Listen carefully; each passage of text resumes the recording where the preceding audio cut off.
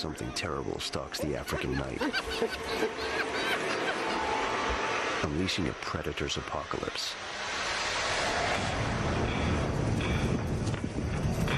And an uneasy truce is about to explode into violence.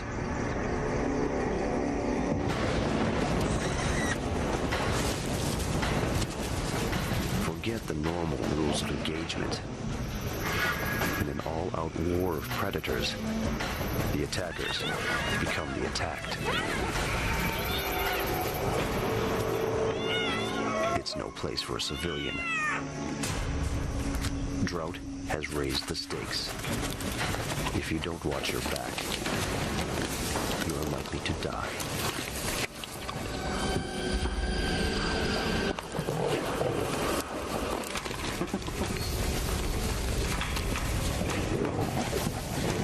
Desperation rules, and table manners are out.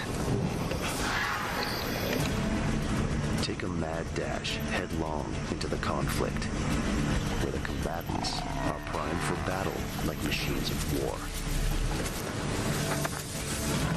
Panzer divisions of lions, a deadly light infantry of dogs, a sleek stealth fighter with precision targeting,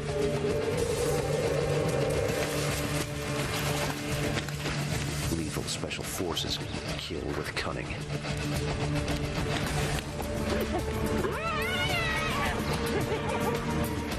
and a powerful cat goes airborne.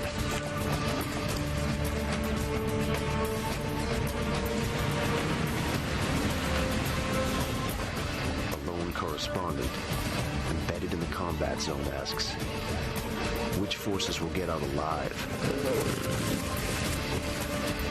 when the predators go to war?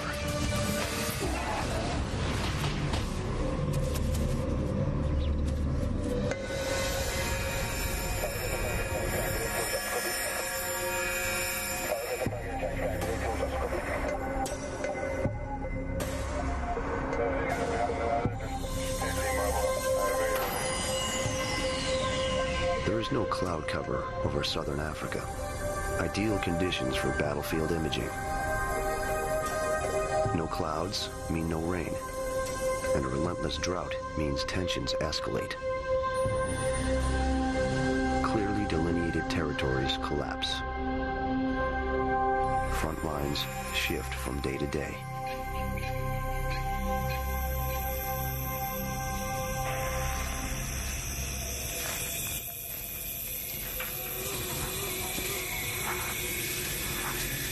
Nightfall, the Mala Mala Game Reserve.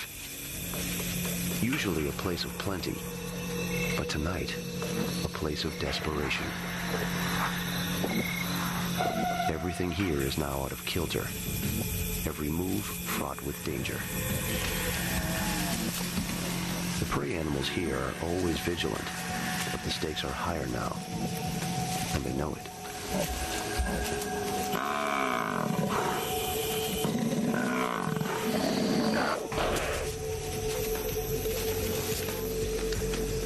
The lone warrior descends to the field of conflict, looking for meat.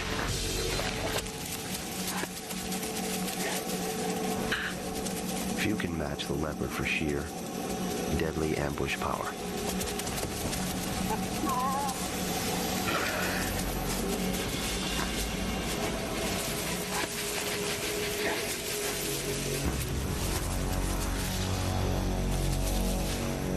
But every carcass is contested these days. Blood-curdling laughter announces the arrival of Mala Mala's hyenas.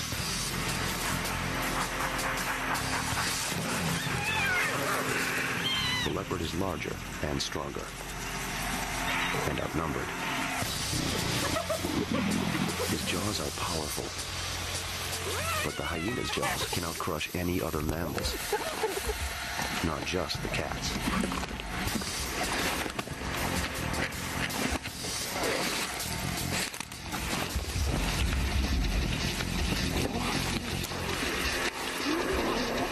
Now, something more deadly approaches.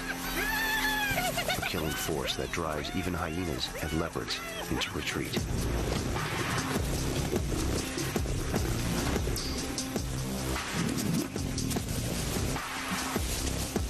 The spoils of war once again change hands. It's too small a carcass for so many big cats.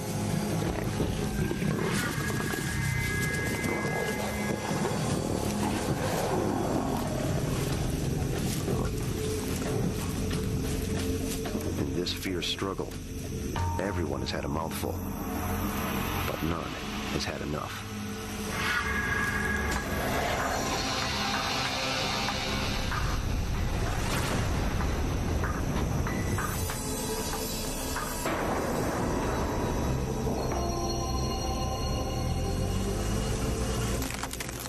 An observer has witnessed the escalation in tension.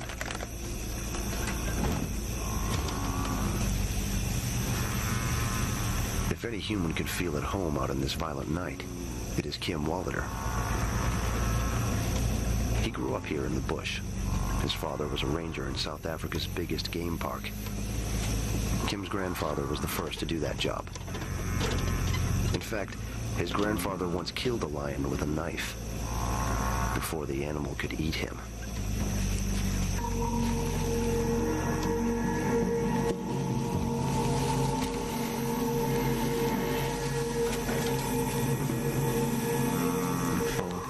Pull each other's arm or grab each other's. A game ranger turned filmmaker, Kim is starting to feel like a war correspondent. Droughts getting worse. Animals are concentrating. Territories are breaking down. Predators are coming into contact with each other, and it's just resulting in a full-scale war.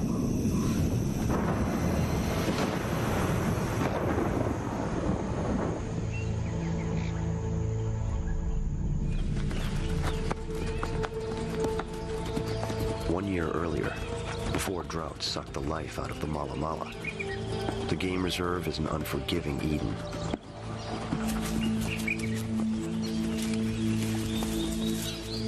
The normal brutal economy holds sway. Fight to reproduce. Eat while the eating is good. Try not to get eaten.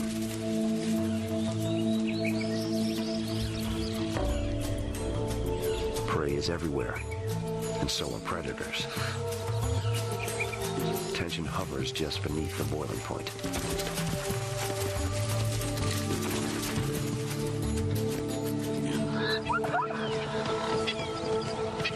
Predators typically avoid upsetting the balance of power.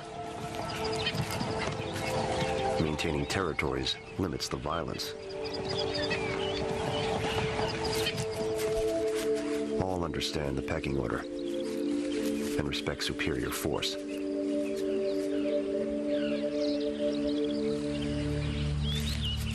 A cheetah gives way to a more powerful leopard without a fight.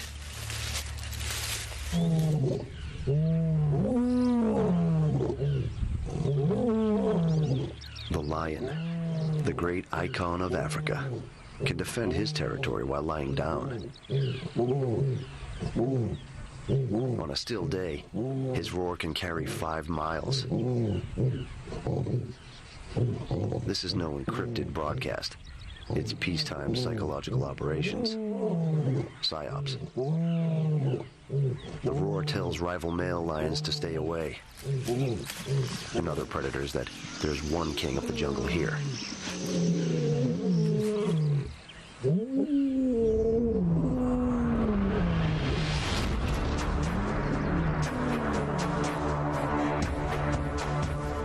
The Irefield Pride consists of 3 males and 9 females. They control a 10-square-mile area straddling the Sand River, the lifeblood of the game reserve. A lone male leopard, Kim named Chilolo, patrols a smaller territory that overlaps the lions. The Charleston Hyena clan maintains its den site to the south and east of the river. There are 2 wild cards in this scenario. Other super predators that make hunting forays here. cheetah and the African wild dog.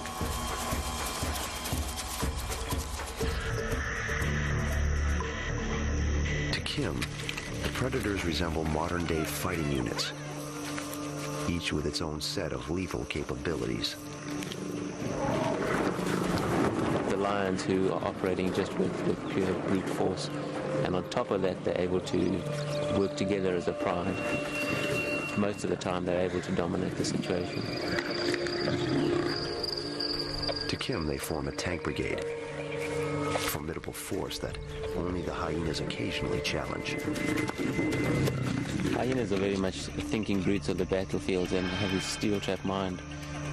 They too have the strongest jaws of any of these predators. They are very successful. Cunning and opportunistic, they kill alone or in coordinated squads. Their multiple capabilities make them a kind of special forces here. And then the leopards are the guys who will go into a third dimension where they take full advantage of hoisting their carcasses into trees and using them for safety as well. Like an airborne trooper, the leopard Chololo tends to stay above the fray. A skill that serves him well when things get ugly. Kim's covered Chololo for 4 years and knows he stands apart. He's a lone operator out here. But in wartime, is there safety in numbers? Or just a better chance you'll starve?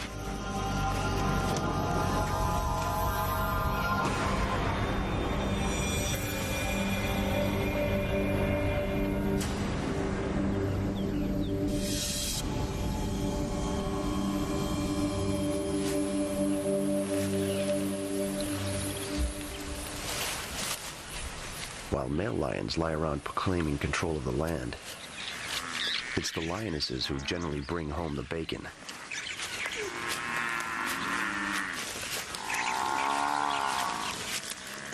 They're like a fast-moving tank unit, and they coordinate their attacks. Eating is another matter. Here it's everyone for herself.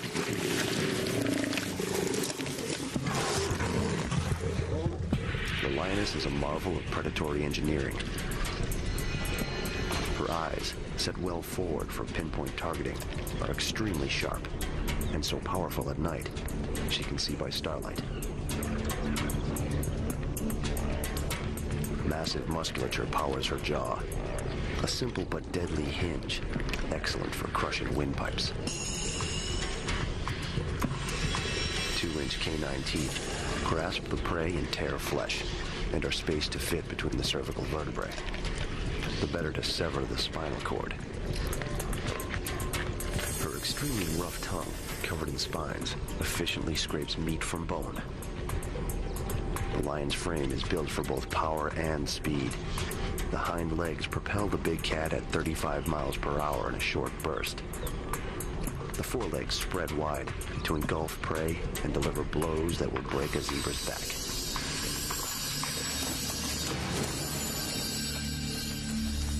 But there's one group that rivals the power of the tank brigade. Hyenas. Long underrated and detested as cowering scavengers. Hyenas are smart and gutsy predators. They can bring down large prey and will readily take on even the strongest of their rivals, an entire pride of lions.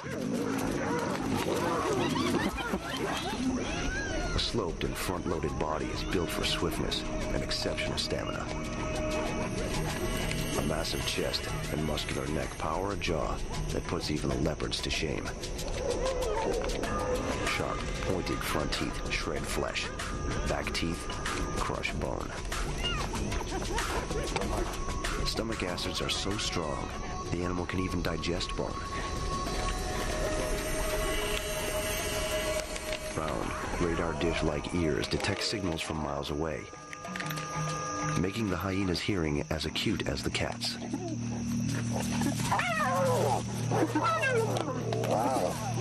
Even the hyena's chilling vocalizations, 11 in all, serve as a kind of psychological weapon.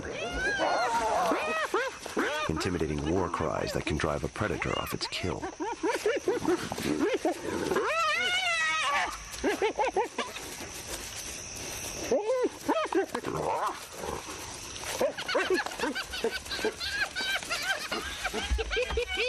Love it!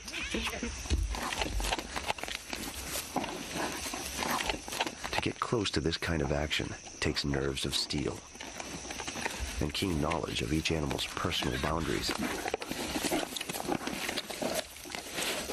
Kim's been covering these creatures for so long, he can get right in their faces.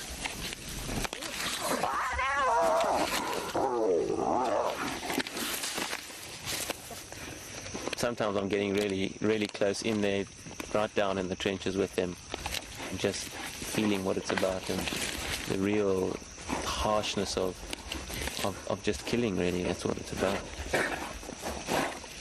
But I've got to be sure that I can predict or understand or see the change in their behavior so that I can get out of there in time before I become a serious casualty.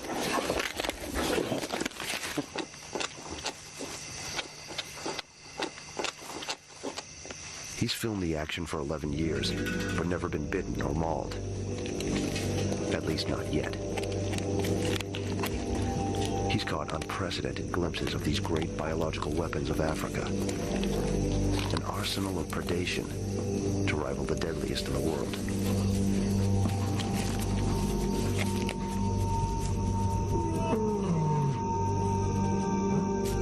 At Mala Mala, the system generally works. Pecking orders are clear, territories defined. The result is a shaky truce. It's always simmering here. Low-level skirmishing is a way of life. Full-blown war is rare.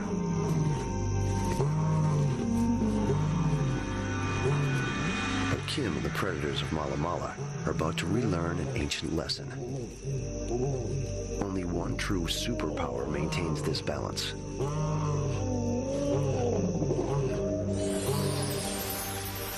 Water.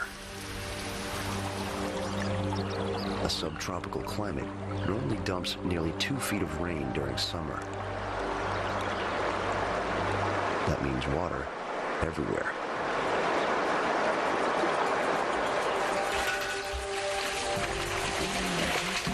The Sand River rarely runs dry and is a prey magnet.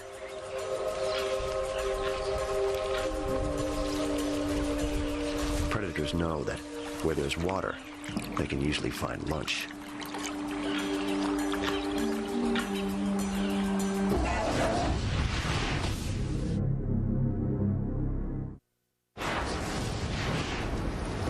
"6,000 miles from Mala Mala, a disaster unfolds. The Pacific Ocean contorts and becomes lopsided. Warm water piles up on its western edge. It's called El Niño, and it's a ghost in the global weather machine. The results? Heavy rainfall in the U.S., brush fires in Australia, and in southern Africa, the cycle of drought gets worse. Yearly rains haven't materialized. What should be green has turned to dust.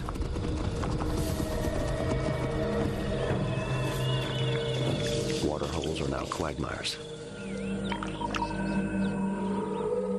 The elephants wreak havoc. Each adult needs up to 50 gallons of water a day, and they're sucking the place dry.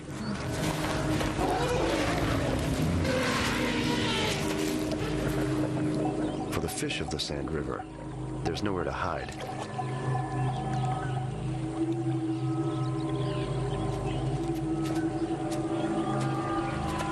As the water disappears, so do the prey. The Sand River has lived up to its name.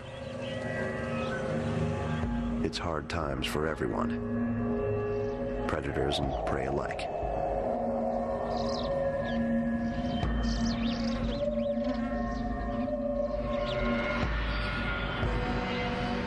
The very young suffer first. This cub starved to death. The lions of Mala Mala have been taking down only small prey recently. Intense competition at the carcass means that some little mouths get shoved aside.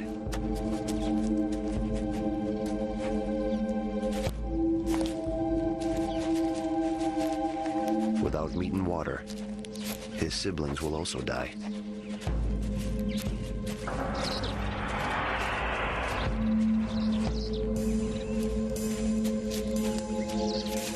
The cub's demise is an ancient enemy's grisly prize.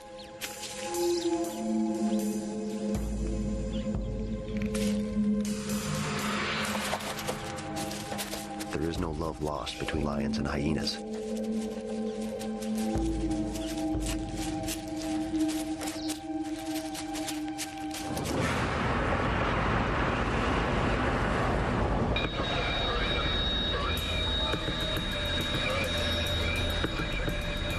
Out on his daily patrols, Kim sees tensions escalate along the predatorial borders.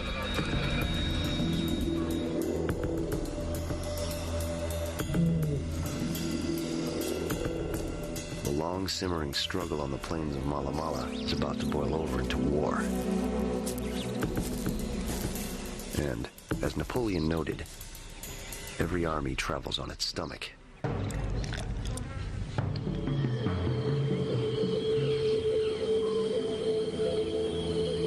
It's the wet season in Mala Mala, but there's no sign of rain. And last year, the rains barely came at all. The situation is dire. Only one creature has the powerful hydraulic equipment to find water. With a sense of smell as great as its giant trunk, the elephant can sniff out water under the sand and excavate it for a few precious mouthfuls.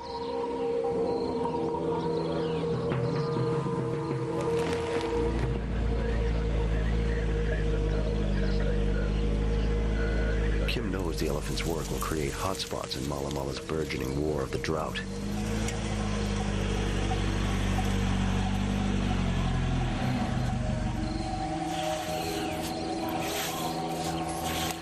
All the water in the veld dried up several months ago, and even the sand rivers stopped flowing. But there's still quite a lot of water under the sand, and it's really only elephants that are able to get down to this water, and they dig these little holes, and this provides a lifeblood for all the other animals that need to drink. But it's this too that's broken down all territorial boundaries amongst all the predators, and this is what's bringing the predators to war here at Mala Mala.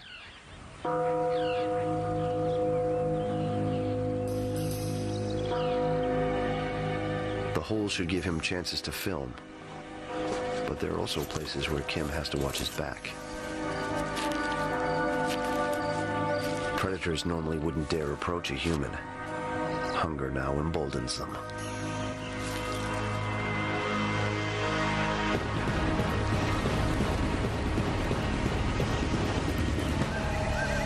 On the move across the battlefield, Kim has intel that another super predator has entered the fray. He's on the lookout for one very specialized fighter.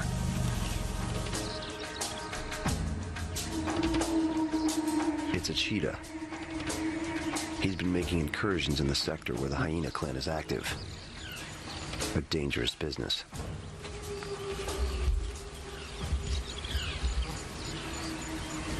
This jet-like killer has a lean and hungry look. But he knows to tread softly in this free-fire zone.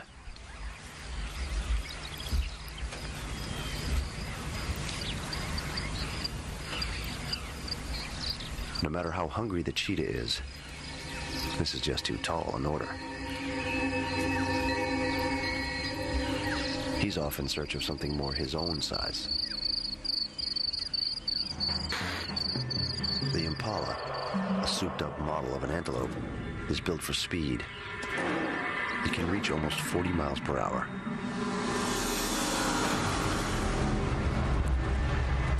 But the cheetah can do 70.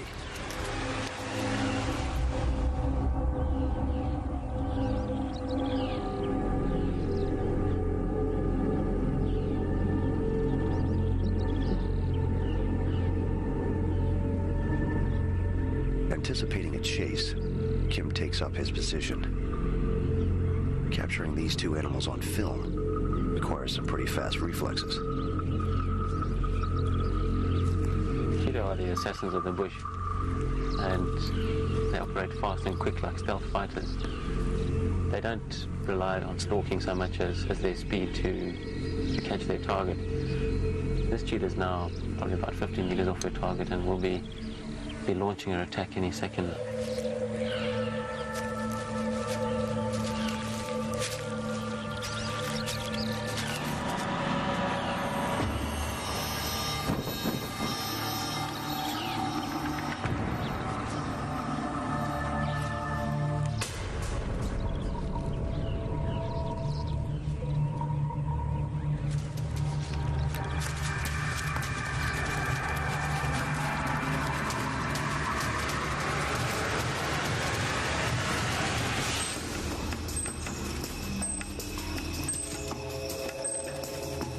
Every feature of the cheetah says speed. Bones are lightweight. A long, flexible spine spring loads each stride, which can cover almost 30 feet in a quarter second.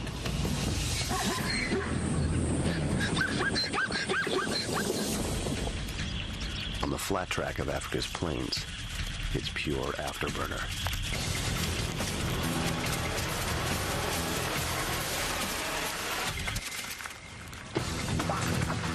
Unlike other cats, the cheetah's claws never retract, delivering more traction in high-speed turns. To sustain this incredible speed, the cheetah sucks in oxygen through oversized intake valves, large nasal passages. Its lungs, liver, heart, and adrenal glands are supersized to kick its metabolism into high gear. Its tail acts as a rudder for high-speed turns.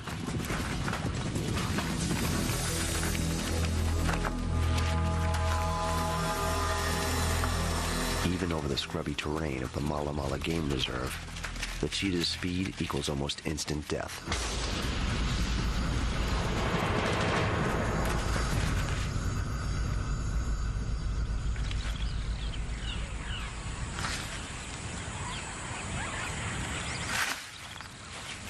But the cheetah pays a high price for all that speed.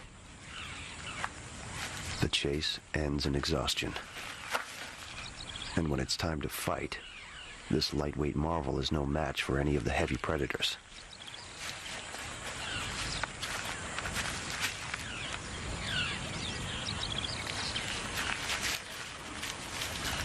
In normal times, other predators seized many of the cheetah's hard-earned dinners. Yet these are not normal times. The hyena seems to sense it. It's streamlining versus power under the hot African sun. The cheetah's thin bones, small teeth, and small jaw versus the heavy-boned, deeply muscled, turbocharged jaw of the hyena.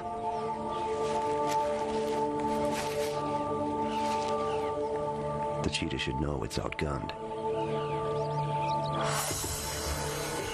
Rivals like the leopard have always kicked its butt up and down Mala Mala.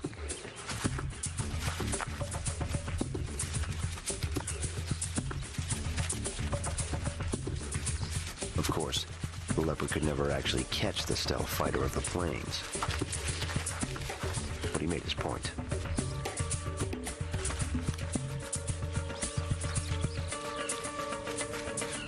That was before the predators went to war. This time, the cheetah is not backing down.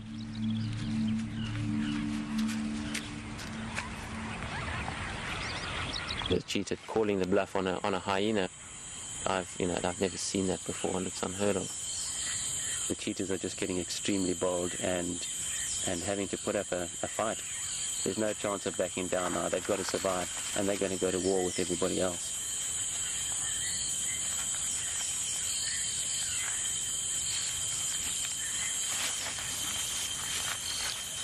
The hyena can't pull rank. The cheetah will not bow to superior force.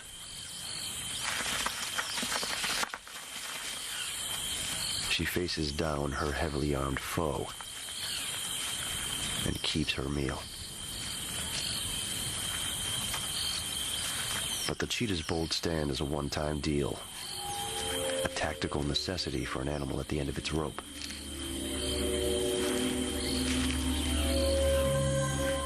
The carnivores of Mala Mala will take even greater risks before the dust settles in this predator's war.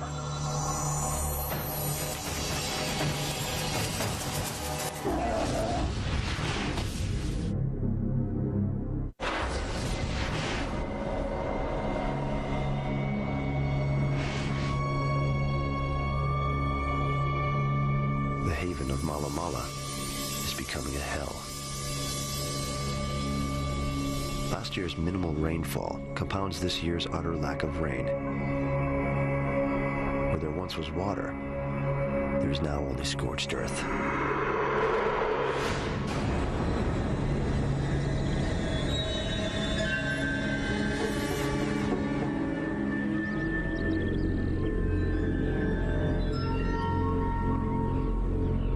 Battlefield conditions deteriorate. Along with water, boundaries between predators evaporate in heat that pushes 110 degrees.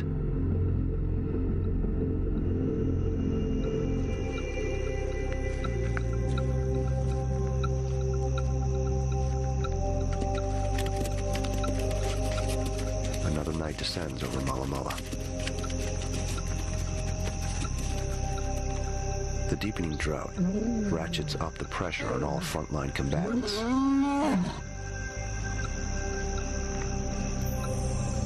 Like high-tech weaponry, super predators operate within certain tolerances. Less food means more aggression. Tension is palpable.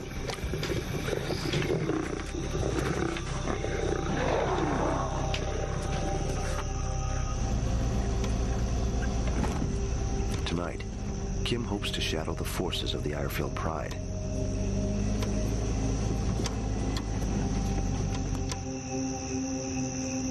And there they are.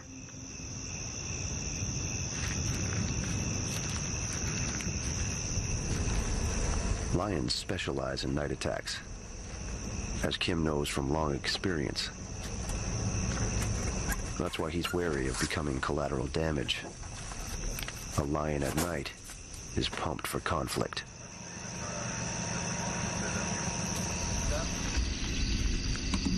The lions are on the move at the moment, and I'm just trying to get myself into position.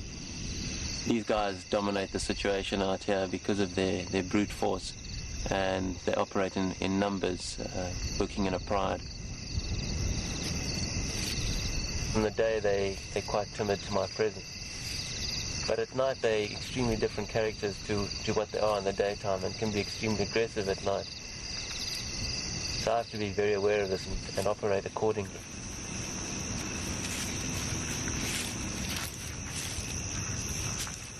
The lions are headed straight for him.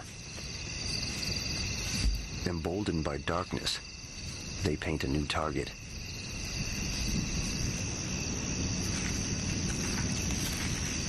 Time to warn them off. Attack!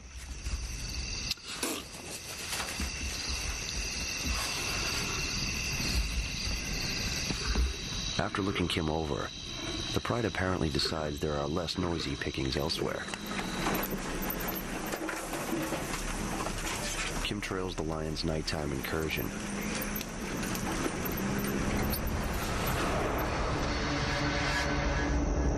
Unknown to the lions across the battlefield, a different fighting force is on the move. It's the hyena clan, out on night patrol.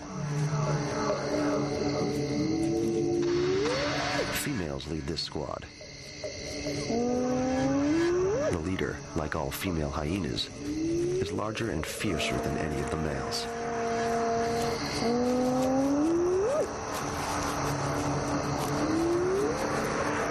Though they look like dogs, hyenas are more closely related to cats. Neither cat nor dog. They are all killer.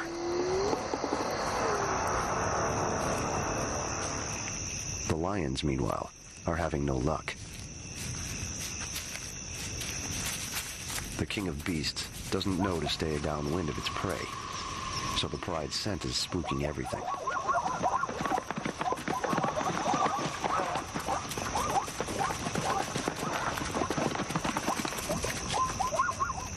Everything but the kudu, which is by sheer chance upwind of the lions.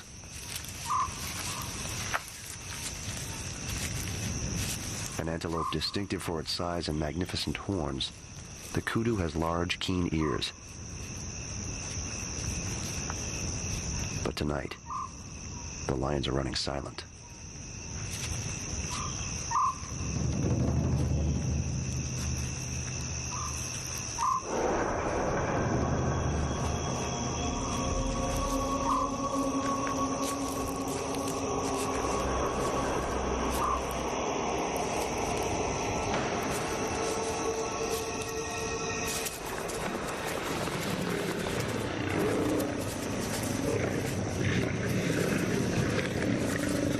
Kudu is a windfall, larger than the impalas the pride has been bringing down lately.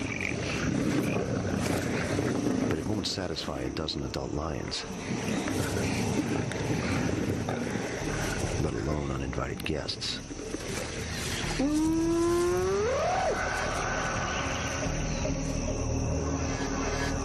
The hyenas pick up some chatter. With their radar dish ears swiveling, they acquire their target. The unmistakable sounds of a kill rocket across Mala Mala.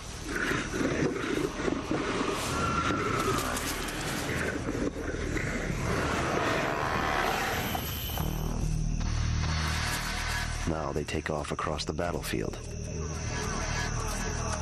Though hyenas in this area kill more than they scavenge, they're certainly not going to pass up someone else's hard-won rations.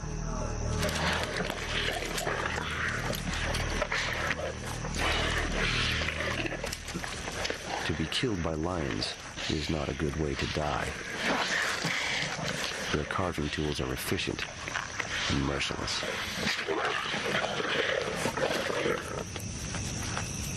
Youngsters, as always, must wait their turn. They know their place in the ranks at the kill. And the lion's share inevitably goes to the commander.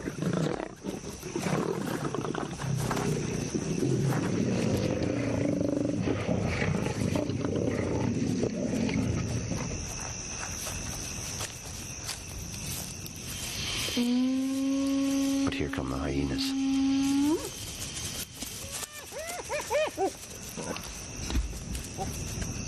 Extraordinary times bring extraordinary sights.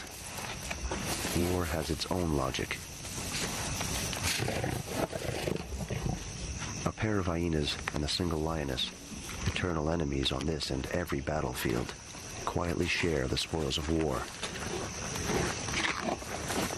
They fear the males more than they hate each other. Seeing these two feeding together like this was just amazing, and I think it is because the hyenas realized that if they caused too much havoc, the rest of the pride would come running back, so they called this sort of truce with this lioness, and they fed together until she felt intimidated by the presence of all of them there and moved on.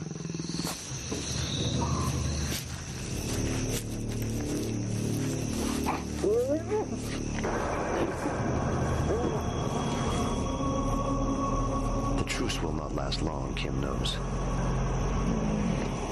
Until rain knocks tensions back to a simmer, Mala Mala marches towards chaos.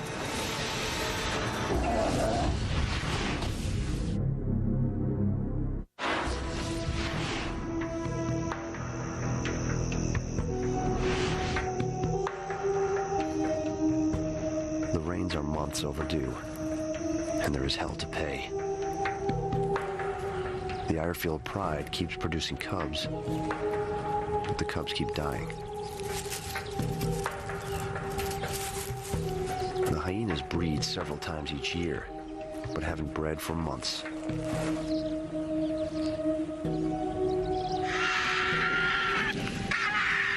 above the battlefield, the symbol of death hangs in the sky. But even a symbol has to eat.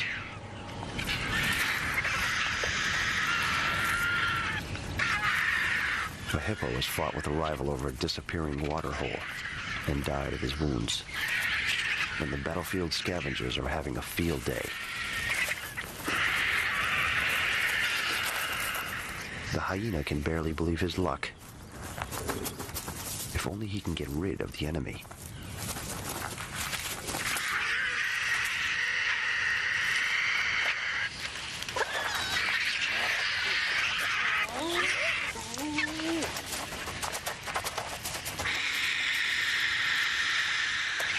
Vultures are an overlooked force on this killing ground. Looters who arrive after the battle is fought.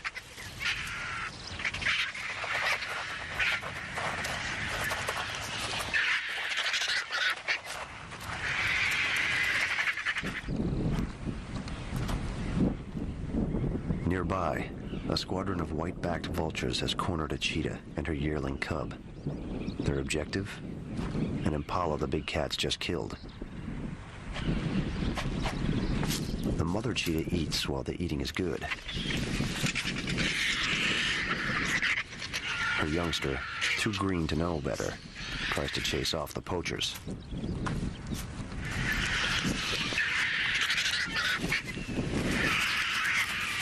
But it's no use.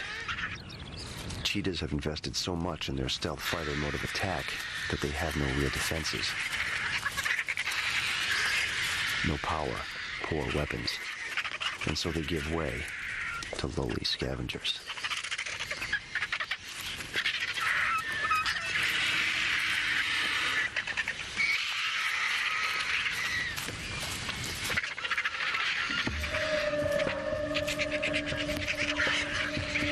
The brutal pressure in this combat area is too intense for the cats. They push on in search of a more forgiving place.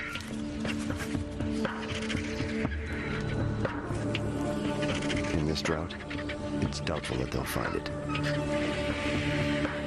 Her cub, at least, is alive.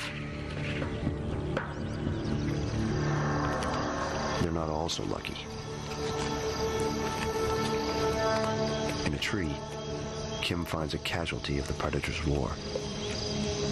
It's a dead leopard cub, killed by an adult male, now being eaten by its own mother.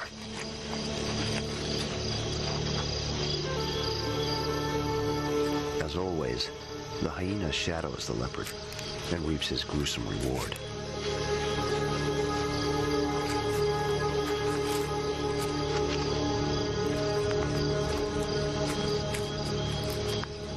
A hardened witness to battle, Kim accepts such disturbing sights without much pause. But even he is beginning to wonder what will happen if the rains don't come. Well, the drought is really soldiering on now and getting intense, putting major stress on all the animals, the predators and the prey. It's a situation that is not a pleasant one to be witnessing, but I haven't seen it like this before, and where this is going to go is really hard to say, but it's definitely heading for one massive disaster, and the only thing that can stop this is going to be rains, which we can only expect now in another 6 to 8 months' time.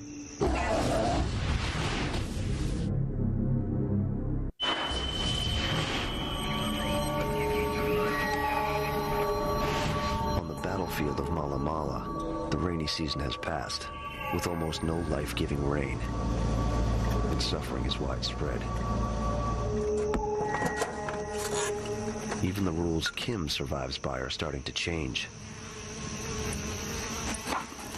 Predators are changing their attitude towards me, where in the past I could sort of read their behavior well and understand it, and now I look more as an intruder, and I don't have that comfort zone that just was there before. So going in there to document this is becoming more and more of a risk to me, and less predictable, which is quite scary when I'm dealing with these big guys.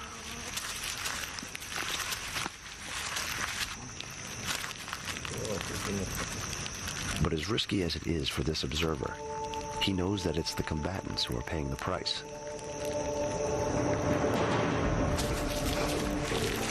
The lions are still taking down game, but only small game. The larger prey seem to have left this desolate place. Young lions are the hardest hit, as the adults dominate the carcasses. The old too are on their last legs. Many have already succumbed.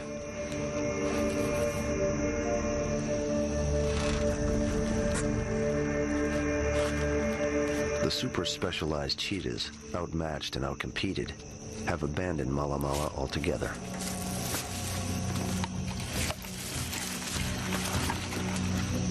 Even the scrappy Charleston hyena clan is struggling. Its numbers decrease, and conflicts with other predators intensify.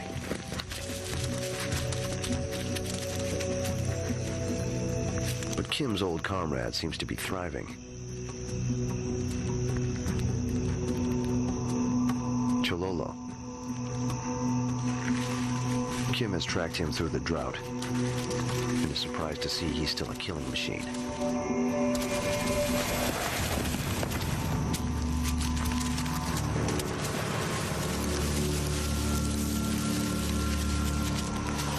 The leopard, generally only half the size of a lion, is not to be underestimated.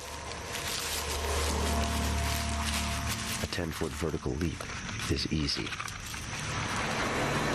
The leopard can haul twice its own weight, straight up, taking an adult antelope or even a young buffalo into a tree. Massive neck and shoulder muscles, and legs like cocked guns, define this cat. The power to airlift raises the leopard out of the two-dimensional world of rival forces. Going up high means he can stash food beyond the reach of the enemy.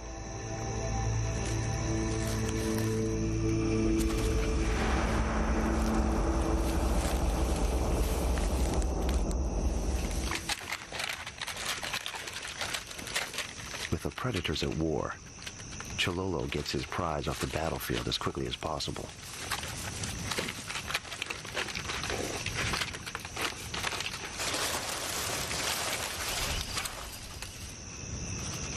Satisfied that his dinner is safe, Chololo goes back to night patrol.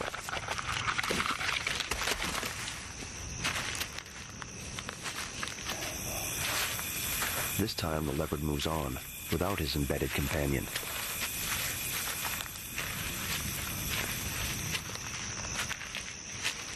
As a combat cameraman bent on capturing the soldier's point of view, Kim has managed to get himself into some interesting situations. His camera sometimes captures more than he bargains for, and a shadow moves under the tree. It's the hyenas. The warriors seem bewildered by Kim's new position.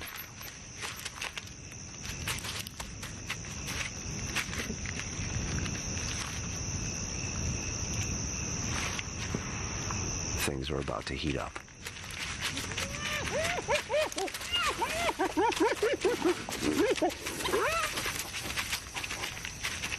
The new face in Kim's viewfinder is a hungry lioness.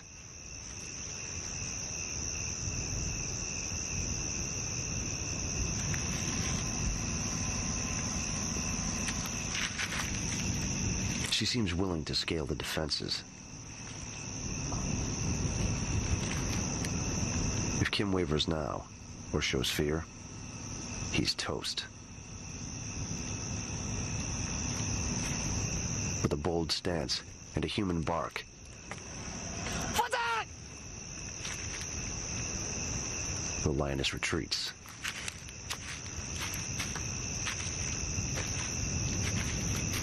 Kim, no worse for wear, gets his shot.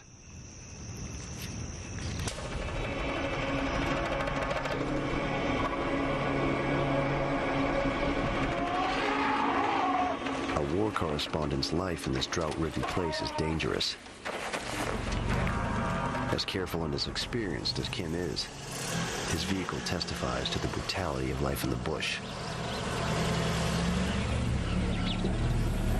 You know, the place is totally unpredictable, and I think fortunately I've spent so much time out here and gained a lot of experience to understand where a lot of these situations are going. I'm getting out of my vehicle to get those low-angle shots. I'm not just doing it for the fun of it.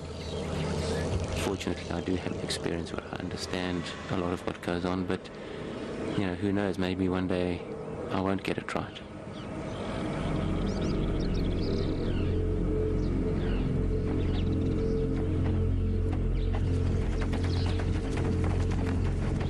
Kim's sources in the bush indicate another lethal fighting force is moving into the battlefield.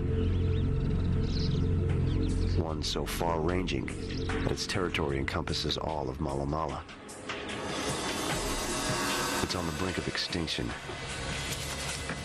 But to watch it work is to understand why it is still among the most feared animals in Africa.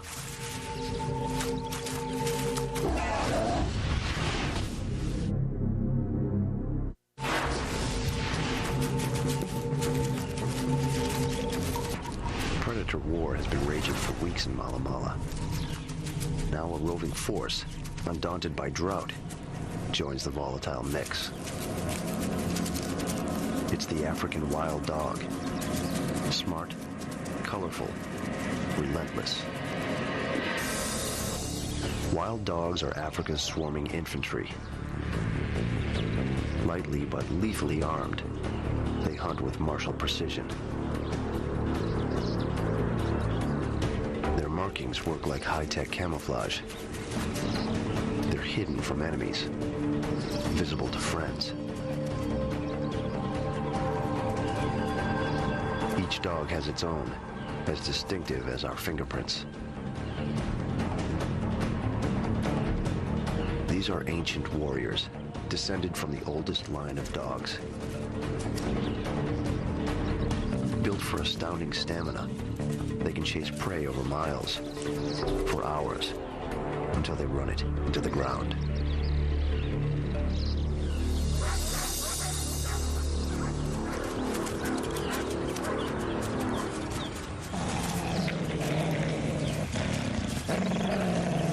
These dogs are dangerous on their own, deadly in a pack. Compulsively and rigidly attached to their units, they have been known to care for their injured. Unlike lions and hyenas, the wild dogs eat in a disciplined, orderly way. Each member of the rank and file has a turn at the carcass. They dedicate themselves single-mindedly to the raising of the next generation of infantry.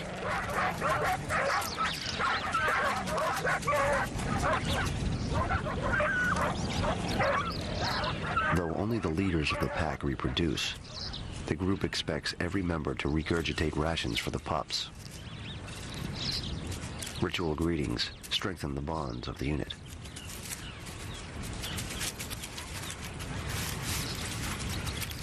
Wild dogs tend to have big litters, sometimes upwards of 20 pups.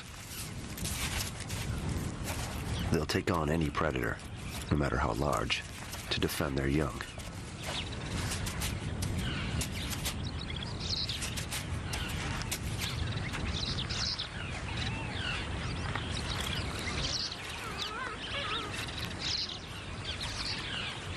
A scout alerts the pack to a nearby presence. A rival. It's Chilolo. The ancient hatred between dogs and cats may find its source here.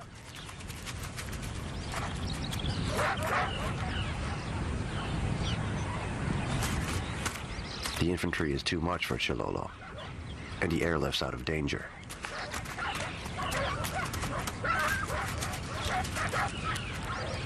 Once airborne, he's got nothing to fear from the ground-pounding canines.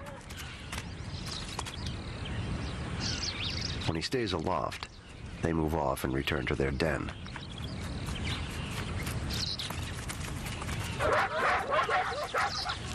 In Africa, threats to young wild dogs are everywhere. But hyenas make them especially wary. Wild dog radar picks up the sounds of nearby hyena activity. The hyenas have taken down a starving yearling.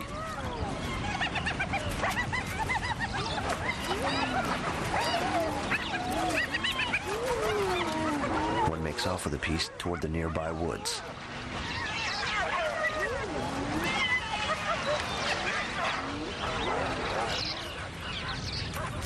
Bad idea. He's getting far too close to the wild dog's den. With pups to defend, they're not about to tolerate a hyena in their midst. No single wild dog would have a chance against the heavy armor of the hyena. Hyenas can weigh 150 pounds, twice the weight of a wild dog.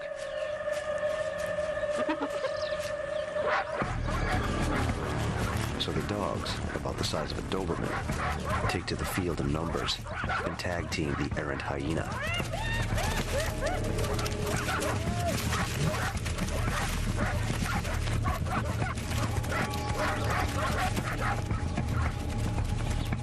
The arrival of wild dogs in Mala Mala jacks up the pressure. But just as quickly as they arrive, they pull out. Super mobile, they opt for less chaotic territory. Even with their formidable discipline and coordinated attack capability, they'd be no match for the dogs of war about to be unleashed.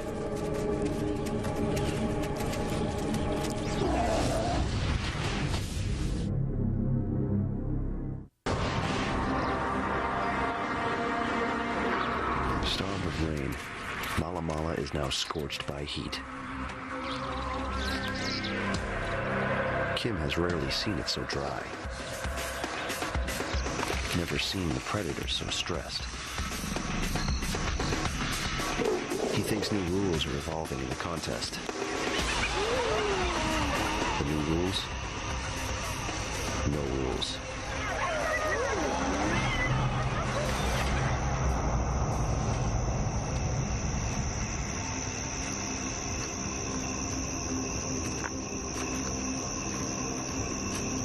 Hyenas, the cackling opportunists of Mala Mala, quickly adapt to the chaos.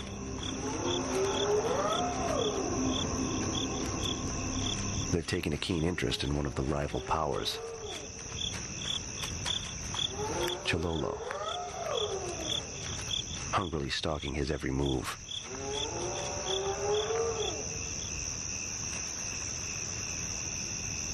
But it's not the big cat they're after. They want what the big cat's after. Tenacious hunters, they're even better bandits.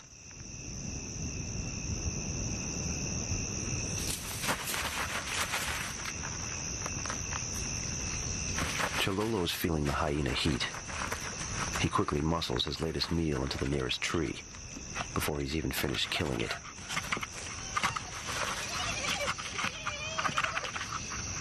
Not a moment too soon. The hyenas are hard on his heels.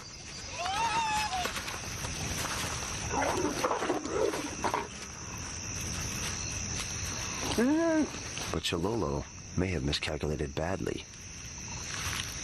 And the hyenas are making their own calculations.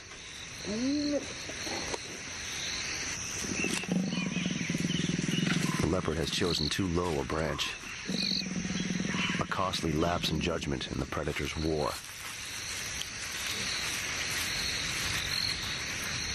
Hyenas can't climb, but they can jump. And those jaws are relentless.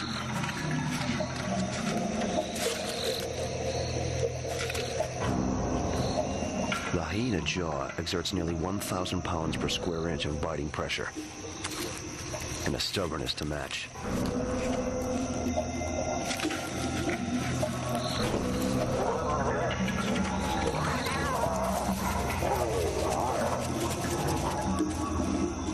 All his hard work for naught. Chololo heads off.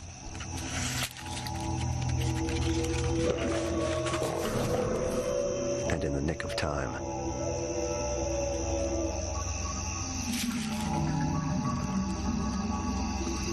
The Irefield lion pride always dominates the battlefield at night. But in these conditions, that's not enough. No rules means more risks.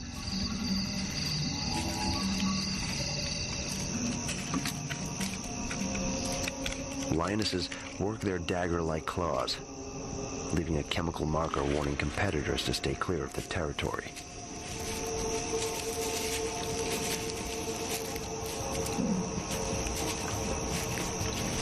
Tonight, the air rumbles with the promise of tons of meat on the hoof. Meat the increasingly gaunt lionesses badly need. The Cape buffalo have entered this sector, seeking any remaining grasses. The lionesses silently eavesdrop on the perimeter of the herd.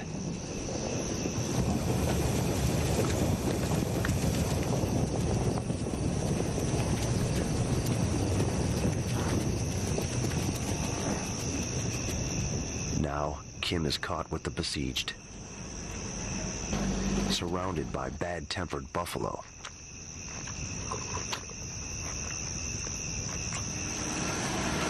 But neither party has any idea where the big cats will launch their attack.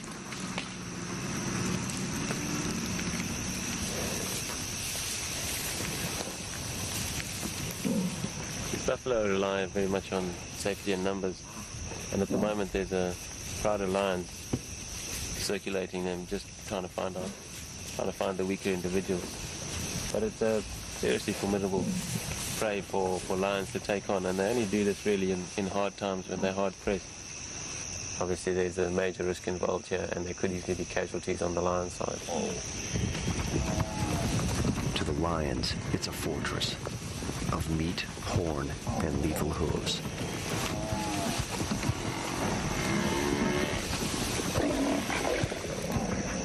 The herd, picking up the distinctive scent of lion, begins to spook.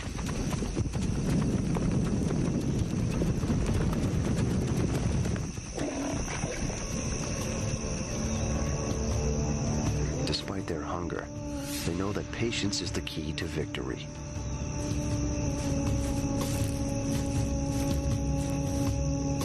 The lion has built-in night vision. They can see about 6 times better than humans in the dark. Still, they hesitate. They know that going after Cape buffalo can be a suicide mission.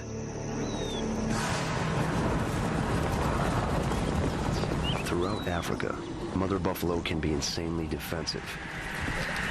And many a lion has died trying to steal a calf.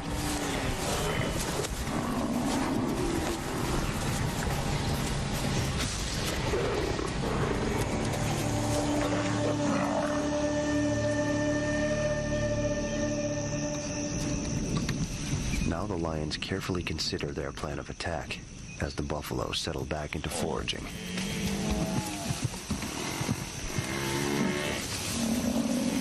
Target acquired. It's an old buffalo, slightly lame, but still intimidating.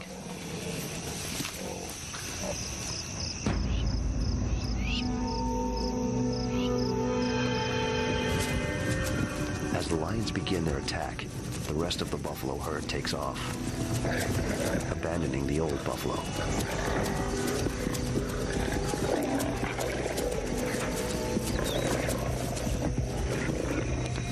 And the end begins. The lionesses, as always, lead the attack. A male lion usually delivers the death blow. He goes for a throat lock that will crush the windpipe.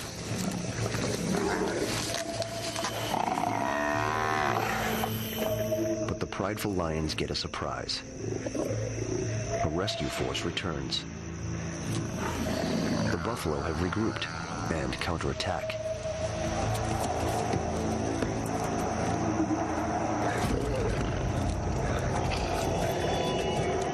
Against all odds, they drive off the attackers.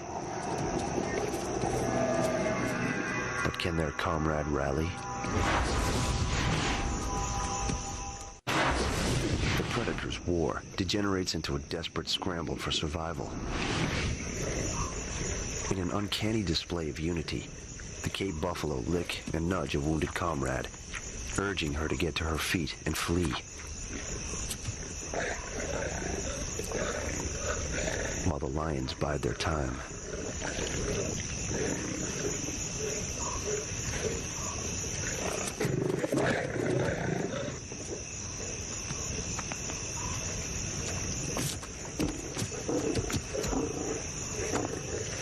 The embattled buffalo makes a valiant struggle to regain her footing. But she is too old and has lost too much blood. An old soldier looks death in the eye, but finds no strength to continue the fight.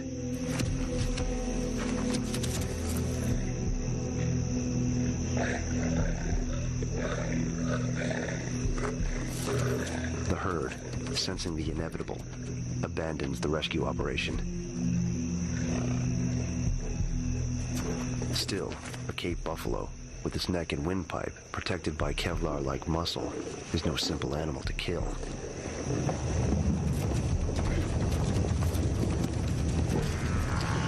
Out here, old soldiers don't fade away. They die a slow death. Then they are eaten.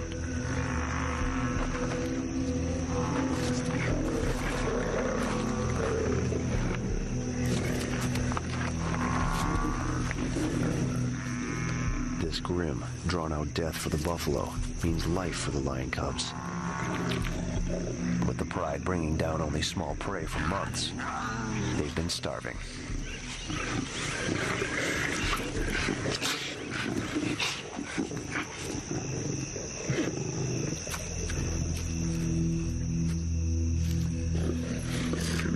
The steaming carcass is more than enough for all 13 lions. The dagger jab of the drought is parried for one more night.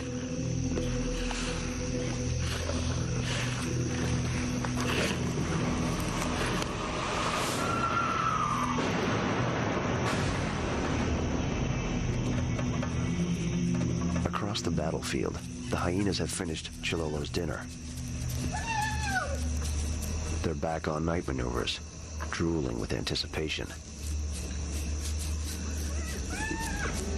They haven't caught scent or sound of the lion's kill. They've been distracted by an incursion of their own kind.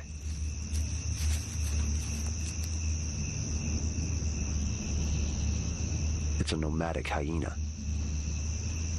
outcast and haggard.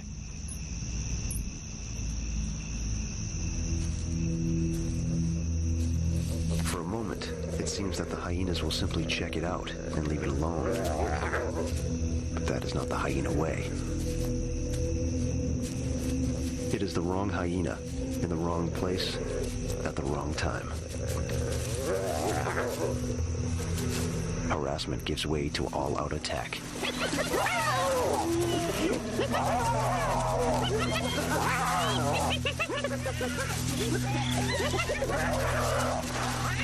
The cubs bolt as the rest of the clan joins in the melee.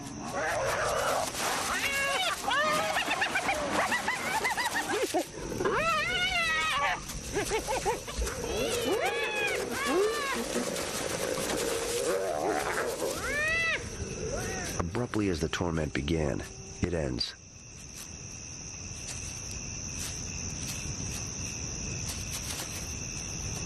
The Charleston clan senses something.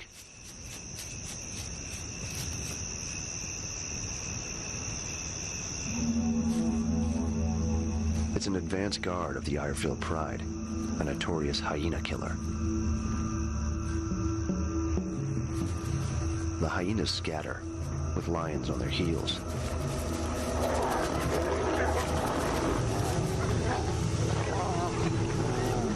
The outcast slips away in the confusion.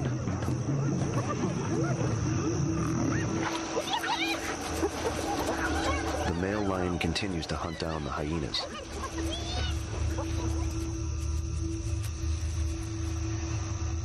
But he picks up a sound that makes him turn back.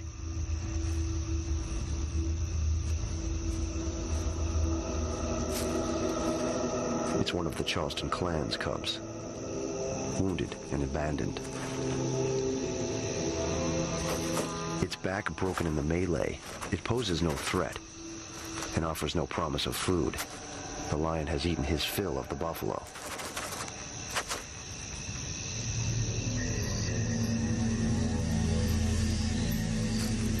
But this hyena cub's fate is sealed.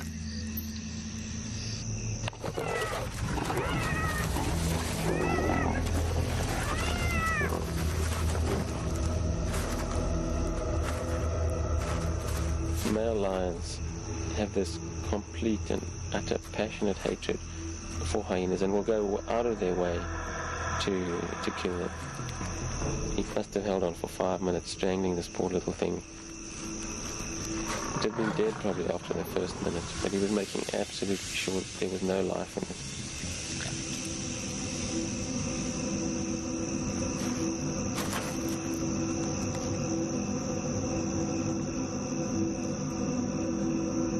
Only when the cub grows cold does the lion leave off the killing.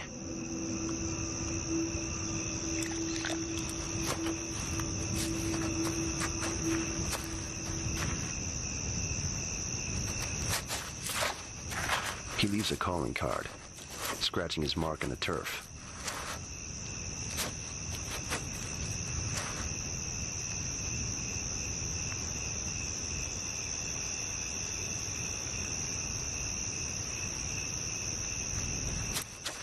In the end, lions won't eat the hyena cub.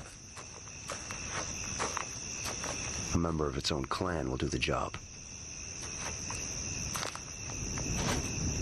Hyena cannibalism typically is mothers eating their young.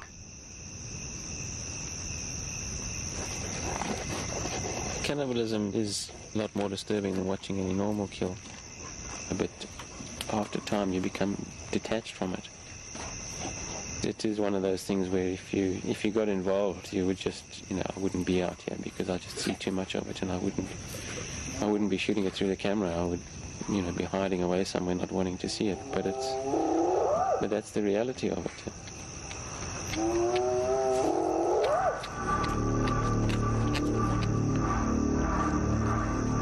The reality is that it can get worse. The spiral of carnage can twist even further down. Some brutal, natural limit has yet to be reached. But then, electricity splits the South African sky. Kim can only wonder if this means the end to the long nightmare.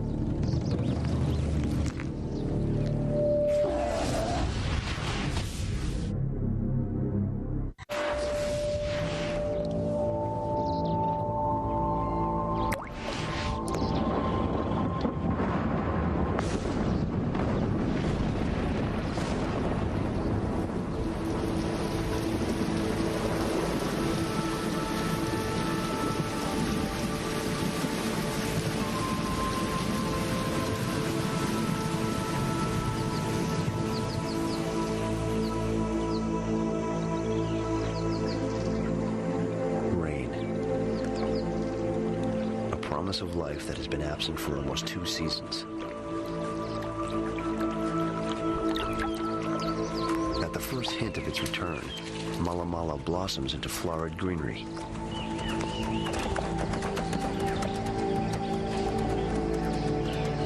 But the promise is false. In only days, all the water has disappeared.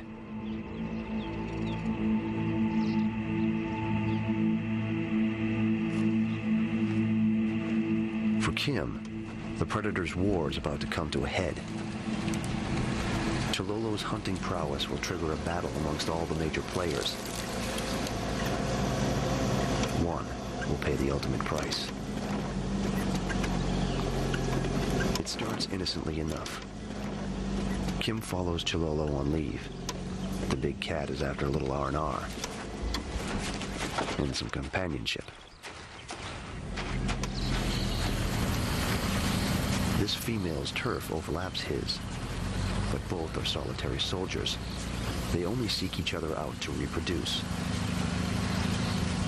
For a week, they mate and hunt together.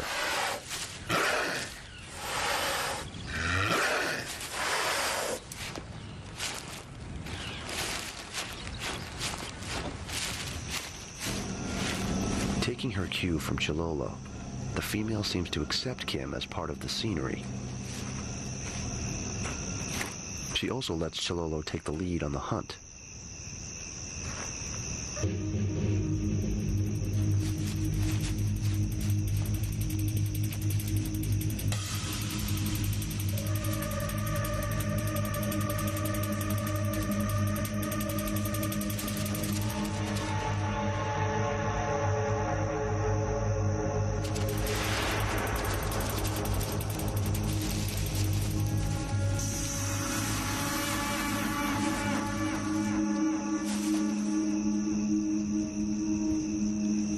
He shares the carcass, less than gallantly.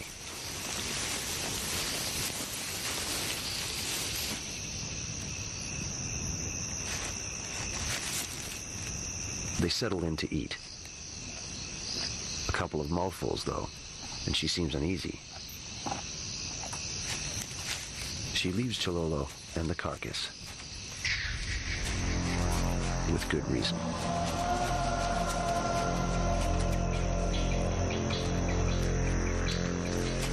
Against a single hyena, Chilolo knows he can hold his own.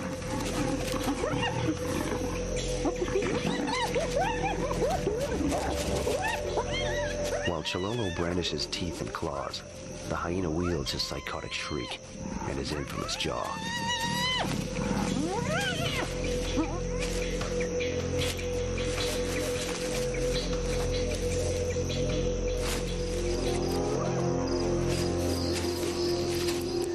It's a standoff. But the keen-eared hyena knows he's gaining the advantage.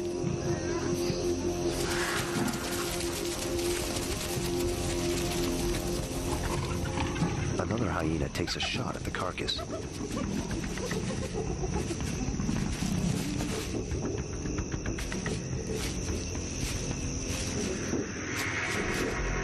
And Chilolo retreats.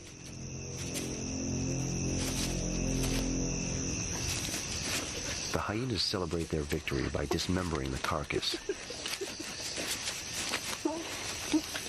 But victory is short-lived out here.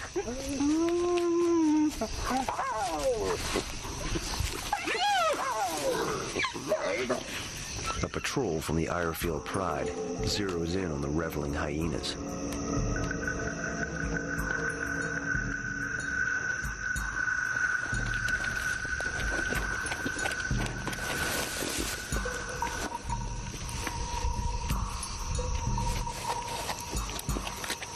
The lead lioness surveys the field, assesses the enemy's strength, charges.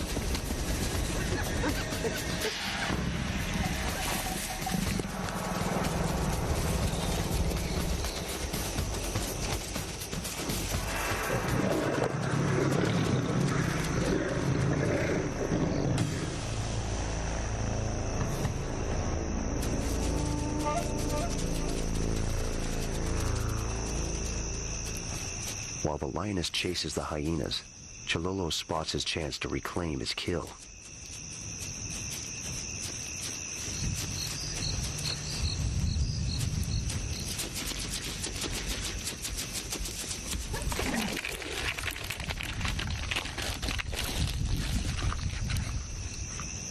In a flash, he's got the carcass and himself off the battlefield.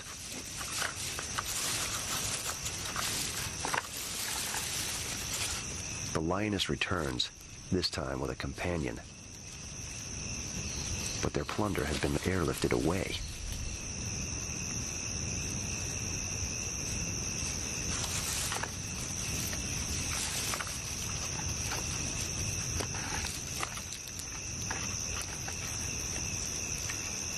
too much for the lead lioness. She surges upwards, even though she's not built for climbing.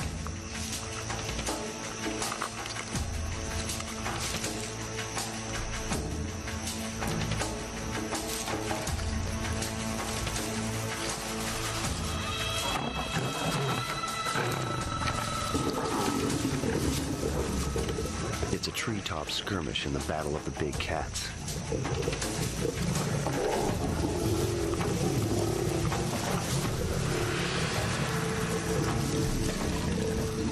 And Chilolo is beaten on his own lofty turf.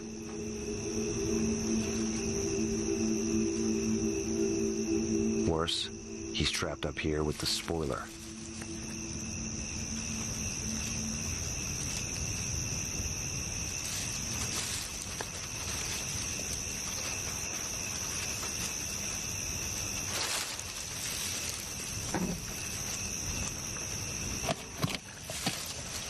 The lioness settles in to enjoy the spoils of war.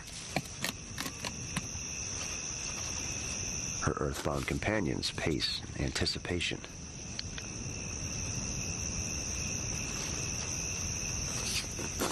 The temptation is too much for one comrade.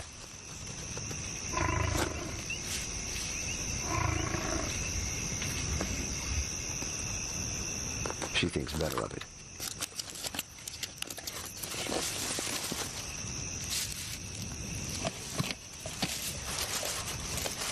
With their leader flailing in the treetop, something is bound to give.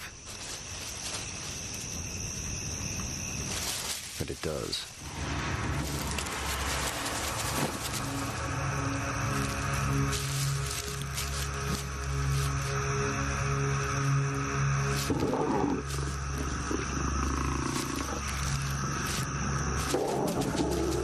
With the ground crew occupied, Chilolo makes his break.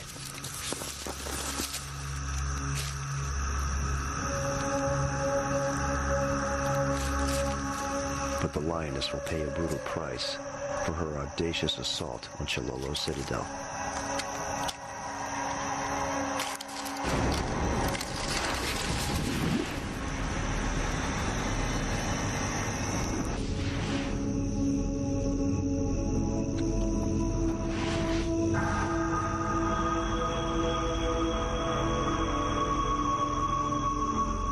Morning dawns on the dead lioness, her back broken in the fall.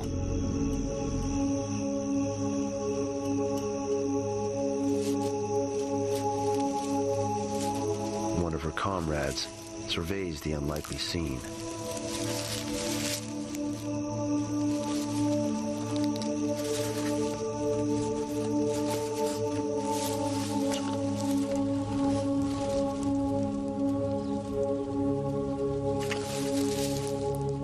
In a world run amok, curiosity quickly turns to cannibalism. Probably my most shocking moment was that lioness breaking her back in the tree, where just, horrific to see her there, and then to see her mates literally come and feed on her because of the stressful times that they were in. They were taking advantage of a carcass. The Mala Mala Game Reserve has gone nearly a year and a half without significant rain. To Kim, the animals have reached the limit. This is rock bottom.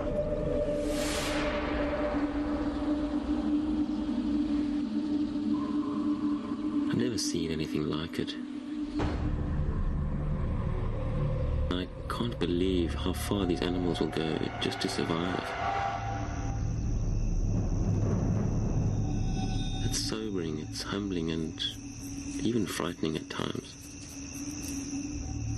I have these indelible images seared in my mind. All these pictures of struggle and killing. It's a bloody record of war that just keeps replaying in my head.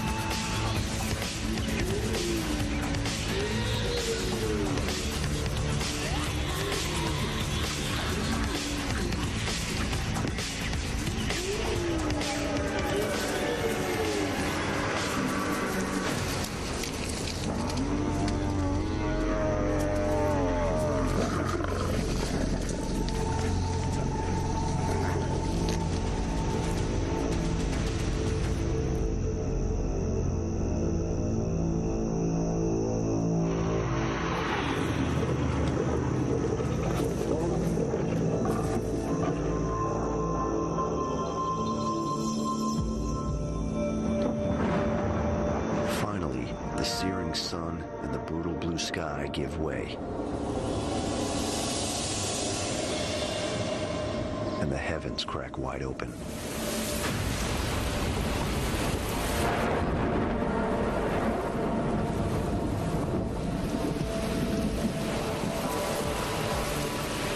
It's no false promise this time. It is deep, soaking rain.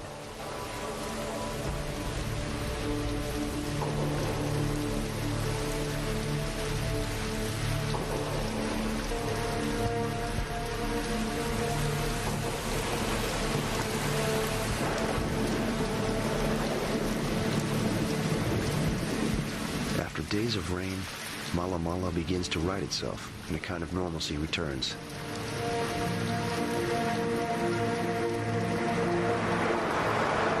The Sand River has emerged from the scorched earth, and the water-dependent giants return.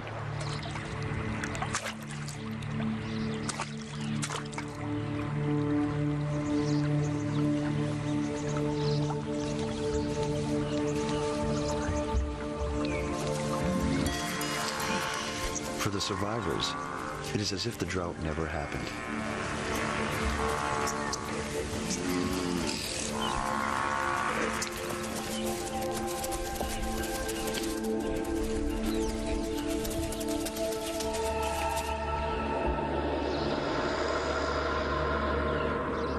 Once again, Mala Mala is a predator's Eden.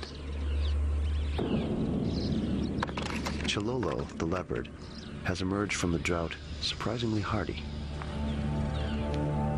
The cheetahs have returned with the rains, as have the wild dogs.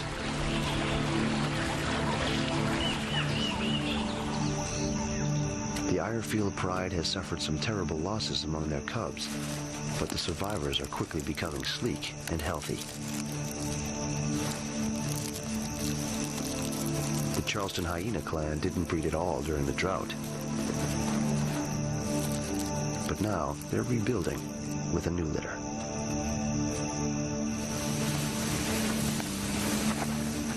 Although I saw some new, unusual behavior, there was a lot of it that wasn't unusual, but it was just intense, all of it occurring at one time. That's what really got me going out there every day, following these guys, because I knew a lot of them individually. For me, I needed to get out there to see how my mates, if you could call it, were faring in this whole struggle.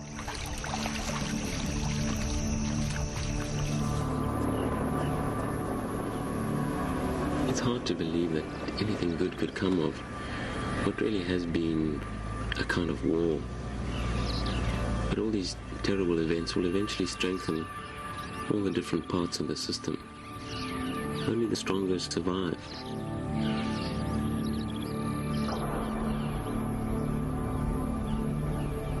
Maybe the next generation will inherit something you just can't put your finger on.